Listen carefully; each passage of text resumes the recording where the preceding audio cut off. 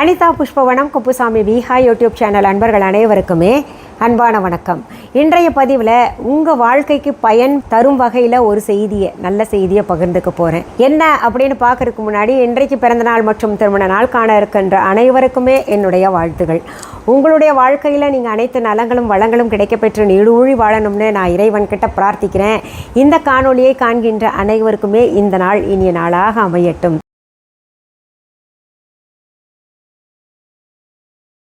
என்கிட்ட நிறைய பேர் சொல்லிகிட்ருக்கீங்க, நீங்கள் ஆன்மீக தகவல்களை மட்டுமே சொல்லிகிட்ருக்கீங்க, நிறைய மோட்டிவேஷ்னலெல்லாம் அந்த ஸ்பீச் பதிவுகளாக நிறைய கொடுத்துக்கிட்டு இருந்தீங்க. ஆன்மீகத்தை தவிர நிறைய சொல்லுங்கள் மேடம், சமையல் கூட செய்து காமிங்க அப்படின்ற மாதிரி கமெண்ட்ஸில் கேட்டுக்கிட்டு இருக்கிறீங்க. கட்டாயம் உங்களுக்கு வாழ்க்கையில் பயன் தரும் வகையில் சில செய்திகள் நான் உங்ககிட்ட அடிக்கடி இனிமேல் பகிர்ந்துக்க போகிறேன். இன்றைக்கி நம்ம பார்க்க போகிறது என்ன அப்படின்னு பார்த்தீங்கன்னா, தைரியத்தை பற்றி சொல்ல போகிறேன். உங்களுக்கு இந்த காலகட்டத்தில் பிள்ளைங்களுக்கு இந்த தைரியத்தை சொல்லி கட்டாயம் வளர்க்கணும் நம்ம. ஏன்னா நம்முடைய சூழ்நிலை அந்த மாதிரி இருக்குது.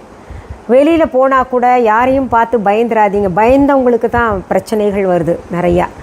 அதனால் தைரியமாக இருக்கணும். எதுவாக இருந்தாலும் தைரியமாக வெளியில் சொல்லணும்.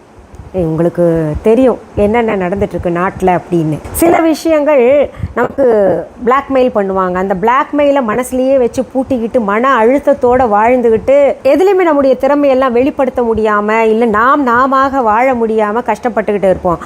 ஆனால் சிலர் அதை தைரியமாக வெளியில் கொண்டு வந்து சொன்ன பின்னாடி அந்த குற்றங்கள் நம்ம எப்போவுமே தைரியமாக செயல்படும் போது தான் நிறைய விஷயங்கள் சரிவர நடக்கும், குற்றங்கள் குறையும். இந்த மாதிரி ஒரு செய்தியை மட்டும் சுட்டி காட்டி நான் சொல்லலை, எல்லா விஷயத்துலையும் தைரியம் இருக்கணும். இப்போ பார்த்தீங்கன்னா ஒரு சிலருக்கு நல்லா பாடக்கூடிய, நல்லா ஆடக்கூடிய, இன்னும் படம் வரையக்கூடிய, கவிதை எழுதக்கூடிய, கட்டுரை எழுதக்கூடிய திறமை இருந்தும் கூட தைரியம் இல்லாமல் அவங்கெல்லாம் மேடை ஏறாமையே இருக்காங்க. அவங்க வீட்டுக்குள்ளேயே அவங்களுடைய திறமையை எல்லாருக்கும் எழுதி காமிக்கிறது, வீட்டுக்குள்ளேயே காமிக்கக்கூடிய தைரியம் கூட இல்லை. ஏன் இல்லை அப்படின்னா, அவங்களுக்கு நம்பிக்கை இல்லை. நம்ம உண்மையாலுமே நல்லா செய்கிறோமா, நமக்கு எல்லாரும் பாராட்டுவாங்களா, இல்லை ஏதாவது கிண்டல் பண்ணிட்டாங்கன்னா என்ன பண்ணுறது அப்படின்ற மாதிரி நினச்சிட்டு இருக்காங்க. இப்போ உண்மையாக ஒரு தகவலை நான் உங்களுக்கு சொல்கிறேன். தைரியம் இருக்கிறவங்க தான் பொழைச்சிக்கிட்டு இருக்கிறாங்க. யூடியூப்லேயும் ஆகட்டும், இந்த உலகத்தில் எல்லாருமே தைரியம் எங்கெங்கே இருக்கோ அவங்க தான் பொழைச்சிக்கிட்டு இருக்காங்க. சின்ன ஒரு செய்தியை வச்சுக்கிட்டு அது அழகாக கோர்வையாக சொல்றது, அது எப்படி வருது அப்படின்னு பார்த்தீங்கன்னா தைரியம்தான். இன்னும் நிறைய விஷயங்கள்ல நிறைய பேர் சாதிச்சுட்டு இருக்காங்கன்னா அவங்க கிட்ட இருக்கிற தைரியம்தான் அவங்களுடைய திறமையை வெளிக்கொணருது. அதனால நம்ம கோழையாக இல்லாமல் தைரியமாக இருக்கணும். இப்படி தைரியமாக இருக்கிறதுக்கு நான் உங்களுக்கு ஒரு சின்ன கதையை சொல்றேன். நம்ம கிட்ட அஷ்டலக்ஷ்மிகளில் எந்த லக்ஷ்மி வேணும் அப்படின்னு கேட்டால் உடனே என்ன சொல்லுவோம்னா, நமக்கு தனலக்ஷ்மி தான் வேணும் அப்படின்னு. ஏன்னா தனலக்ஷ்மி தான் நமக்கு செல்வத்தை வாரி வாரி வழங்குவாள். அதனால் இப்படி நினைக்கிறதுல தப்பு கிடையாது. ஏன்னா இப்போ இருக்க சூழ்நிலையில் வாழணுன்னா, நம்ம இப்போ தங்கமே எடுத்துக்கோங்களேன், எங்கேயோ போயிட்டுருக்கு ரேட்டு. வெள்ளி பாருங்கள் எங்கேயோ போய்கிட்டு இருக்குது. அப்போது நம்ம அதெல்லாம் வாங்கணும், நம்ம அடிப்படை தேவையாவது பூர்த்தி செஞ்சுக்கணும் அப்படின்னா ஓரளவுக்கு பணம் வரணும். அதனால் நம்ம தனலட்சுமியை தான் விழுந்து விழுந்து கும்பிடுறோம். நமக்கு தைரியம் இருக்கணும் அப்படின்றதுக்கு இந்த கதையை நீங்கள் கேளுங்க. ஒரு நாட்டை ஒரு அரசன், ராஜன் என்கின்ற அரசன் ஆண்டு வந்தான். அந்த ராஜன் அரசன் என்ன பண்ணாருன்னா, ரொம்ப நல்லபடியாக ஆட்சி கொடுத்துக்கிட்டு வந்தார்.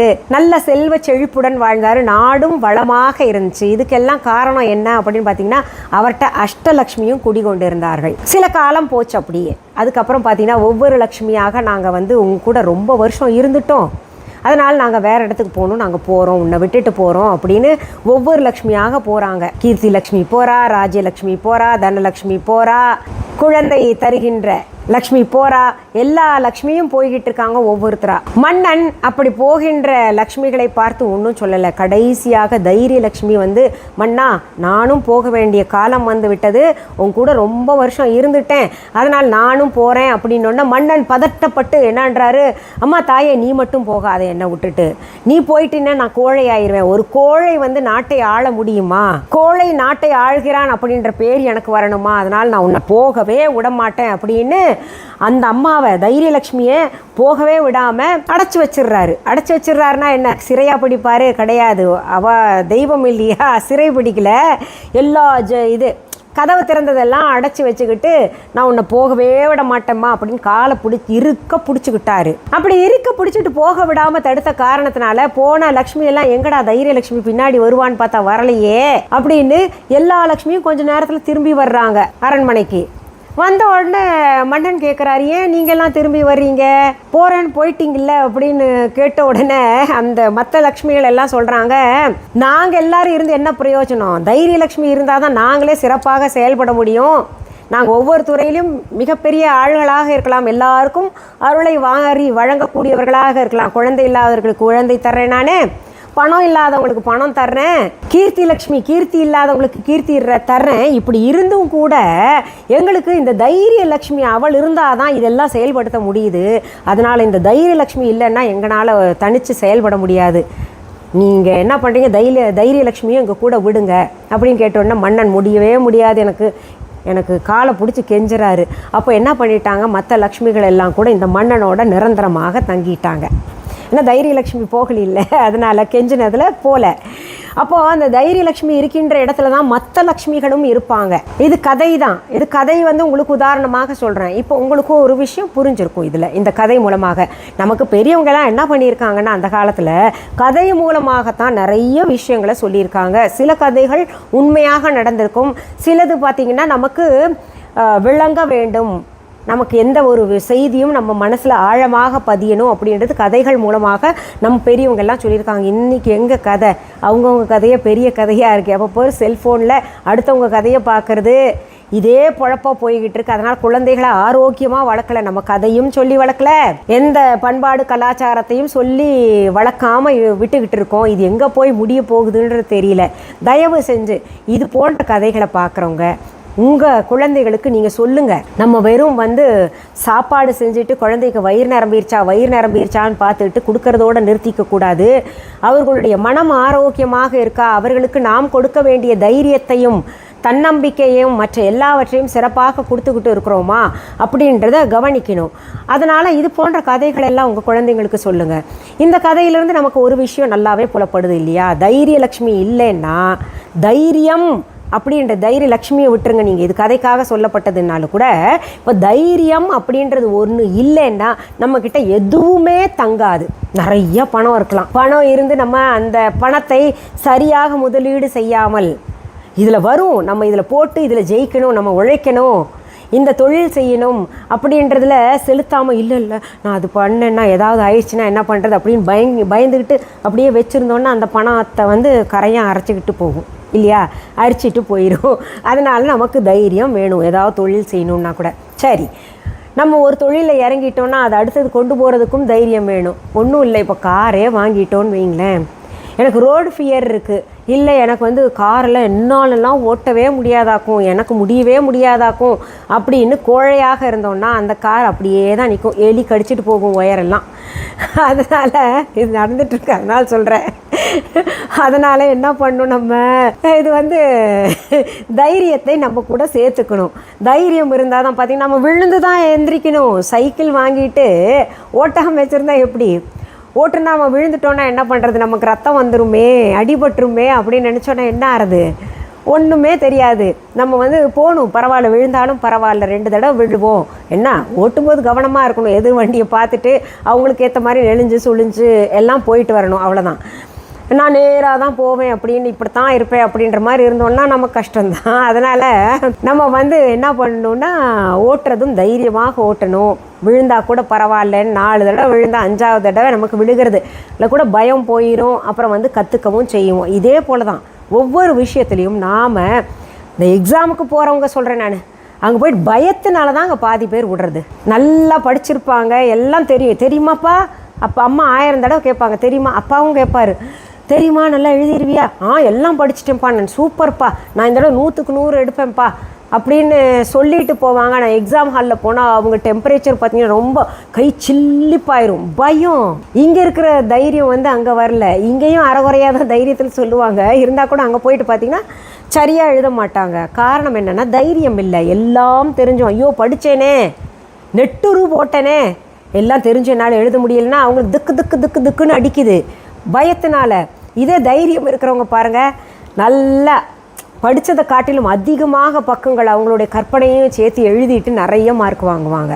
அதனால் எல்லாருமே தைரியமாக இருக்கணும். அவங்கவுங்க என்ன ஒரு விஷயத்தை கையில் எடுக்கிறீங்களோ அந்த விஷயத்தில் தன்னம்பிக்கை தைரியத்தோடு செயல்பட தொடங்குனீங்கன்னா அந்த விஷயம் பார்த்திங்கன்னா முழுமையாக வெற்றி பெறலைன்னா கூட 80%, ஒரு 75%ஆவது வெற்றி நமக்கு கொடுக்கும். எந்த விஷயத்தையும் நல்ல ஆழமாக கற்றுக்கிட்டு நீங்கள் தைரியமாக செயல்படணும் அப்படின்றது தான் இந்த பதிவில் நான் உங்களுக்கு தர்ற தகவல். சரி, இந்த பதிவை கட்டாயம் உங்களுடைய ஃப்ரெண்ட்ஸ் ரிலேட்டிவ்ஸ்க்கு எல்லாருக்குமே ஷேர் பண்ணுங்கள். உங்கள் குழந்தைங்களுக்கு இந்த கதையை சொல்லுங்கள். தைரியமாக இருக்கணும்னு சொல்லி கொடுங்க. தைரியமாக வெளியில் போயிட்டு வாம்மா, நல்ல பாதுகாப்பாகவும் வரணும், தைரியமாகவும் இருக்கணும், எதுக்கும் பயந்து நீ மனசுலேயே வச்சுக்காத. இப்போ பார்த்தீங்கன்னா யாராவது பிளாக்மெயில் த்ரெட்டன் பண்ணுறாங்கன்னா அது மனசுலேயே வச்சுக்காத, என்கிட்ட வந்து தைரியமாக நீ சொல்லு அப்படின்ற மாதிரியெல்லாம் சொல்லி கொடுக்கணும் நம்ம. சரிங்களா? இப்போ நம்ம விஹா ஆன்லைன் பற்றி சொல்கிறேன். விஹா ஆன்லைன் என்பது எங்களுடைய ஆன்லைன் ஷாப். என்னுடைய குடும்பம், நான், என் கணவர், என் பிள்ளைகள் நடத்திக்கிட்டு இருக்க இ-காமர்ஸ் வெப்சைட் மற்றும் ஆன்லைன் ஷாப்பிங் ஆப் வச்சுருக்கோம். இப்போ உங்களுக்கு விஹா ஆன்லைன் பற்றி தெரியல அப்படின்னா தம்ப்நெயிலில் கொடுக்கப்பட்டு இருக்கின்ற விஹா ஆன்லைன் ஸ்பெல்லிங் பாருங்கள், டெக்ஸ்ட் பண்ணுங்கள், டவுன்லோட் பண்ணிக்கோங்க. ப்ளே ஸ்டோர் மற்றும் ஆப் ஸ்டோரில் ஆப்பிளுக்கும் இருக்குது, இது ஆண்ட்ராய்டு ஃபோனுக்கும் இருக்குது. அதனால் டவுன்லோட் செய்த பின்னாடி நீங்கள் பார்க்க வேண்டியது மிஸ்ஸஸ் அனிதா குப்புசாமிஸ் விஹா ஆன்லைன் அப்படின்னு பச்சை எழுத்தில் இருக்கான்னு பார்த்துட்டு கன்ஃபார்ம் பண்ணிக்கோங்க. இதில் நிறைய ஃபீச்சர்ஸ் கொடுத்துருக்கோம். பார்த்தீங்கன்னா உங்களுக்கு மொழி மாற்றம் செய்து கொள்ளலாம் மற்றும் கரன்சி சேஞ்சிங் ஆப்ஷன் எல்லாம் இருக்குது. Viha online shopping app download செய்தவங்க அதில் இருக்கிற பொருள்கள் போய் பாருங்கள். எல்லாமே ஆர்கானிக். நான் செய்கின்ற சோப்ஸ் எல்லாம் ரொம்ப நல்லா இருக்குது. நிறைய பேர் தொடர்ந்து வாங்கிட்டு இருக்கீங்க. ஆதரவு கொடுக்கின்ற அத்தனை பேருக்குமே என்னுடைய நன்றியினை நான் தெரிவிச்சுக்கிறேன். இது தவிர www.viha.online என்கின்ற இ-காமர்ஸ் வெப்சைட்டும் நடத்திட்டு இருக்கேன். அது தவிர பார்த்தீங்கன்னா பொருள்களை நேரில் பார்த்து வாங்குறவங்களுக்காக சென்னை ராஜா அண்ணாமலைபுரத்தில் ஒரே ஒரு கடை விஹா ஷாப் விஹா கடை அப்படின்னு நடத்திக்கிட்டு இருக்கிறேன். அதற்கான ஃபோன் நம்பர், அட்ரஸ் மற்றும் கூகுள் ரூட் மேப் அத்தனையுமே ஒவ்வொரு வீடியோ, என்னுடைய வீடியோவுக்கு கீழே இருக்கக்கூடிய டிஸ்கிரிப்ஷன் பாக்ஸ் ஓப்பன் பண்ணிங்கன்னா அதில் கிடைக்கும். இப்போது வேறு எங்கள் ஊரில் இல்லை எங்கள் நாட்டில் ஏதாவது பிரான்ச்சஸ் வச்சுருக்கீங்களா அப்படின்னு கேட்டிங்கன்னா கிடையாதுங்க. அது தவிர இன்னும் சில தகவல்கள் சொல்கிறேன். நம்முடைய viha.online இ-காமர்ஸ் வெப்சைட் தவிர, நம்முடைய விஹா ஆன்லைன் ஷாப்பிங் ஆப் தவிர, நம்முடைய விஹா கடையை தவிர எங்களுடைய பொருள்கள் வேறு எந்த இ-காமர்ஸ் வெப்சைட்லேயோ ஷாப்பிங் ஆப்பில் மற்றும் வேறு எந்த கடைகள்லையும் கிடைக்காது. என்னுடைய ஆடியோ, வீடியோ மற்றும் ஃபோட்டோவை பயன்படுத்திக்கிட்டு யாராவது அவங்க கடை பொருள் தாங்க நாங்கள் எங்கள் கடையில் விற்றுக்கிட்டு இருக்கோம், இல்லை அதுதான் அப்படின்னு சொன்னாங்கன்னா அது வந்து டூப்ளிகேட். அதனால் யாரும் ஏமாந்துடாதீங்க. அப்படி ஏமாறாமல் இருக்கிறதுக்கு தான் நான் சொல்லுவேன் ஒவ்வொரு தடவையும், உங்களுடைய ஃபோன்லேயே உங்களுடைய சிஸ்டம்லேயே என்னுடைய Viha online shopping app download செய்து வச்சுக்கோங்க. பொருள்கள் நீங்கள் ஏமாறவே வேண்டாம் பாருங்கள், அதில் போய் பார்த்துக்கலாம், வாங்கிக்கலாம். அதனால் சரி, மீண்டும் அடுத்தடுத்த பதிவுகளில் சந்திக்கும் வரை நன்றி கூறி விடைபெறுவது அனிதா குப்புசாமி. நன்றி, வணக்கம்.